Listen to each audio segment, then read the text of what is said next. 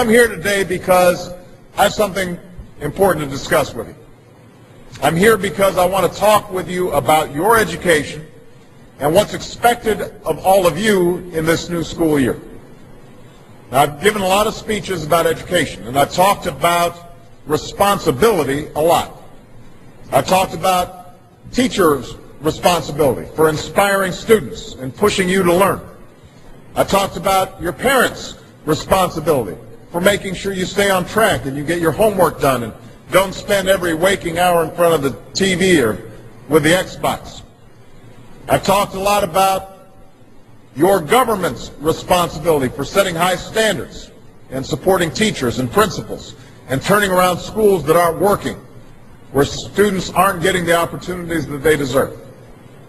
But at the end of the day, we can have the most dedicated teachers, the most supportive parents, the best schools in the world, and none of it will make a difference. None of it will matter unless all of you fulfill your responsibilities. Unless you show up to those schools, unless you pay attention to those teachers, unless you listen to your parents and grandparents and other adults and put in the hard work it takes to succeed.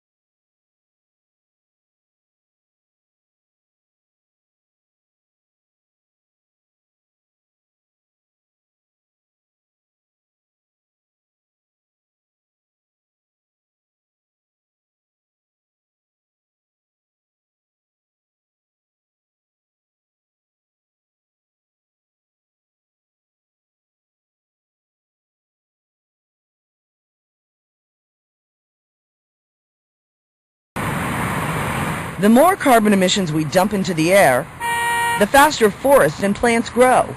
This new revelation is the result of research done by the North American Carbon Program. We're measuring CO2 in the atmosphere at dozens of places every hour around the United States and Canada. About 100 cell phone and aircraft towers dotting the North American landscape are providing a network to measure CO2 in the atmosphere.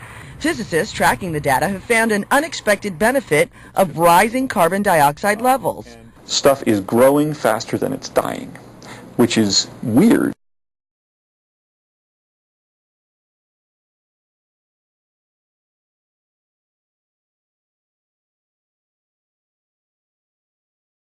Plants provide us with food to eat and oxygen to breathe. They perform this amazing feat by the process of photosynthesis. Let's take a closer look. Photosynthesis requires carbon dioxide, which diffuses into the leaf through small pores and then enters the cells. Inside the cell, carbon dioxide diffuses into the chloroplasts, where photosynthesis takes place. Chloroplasts use energy from light to transform carbon dioxide and water into sugar and oxygen.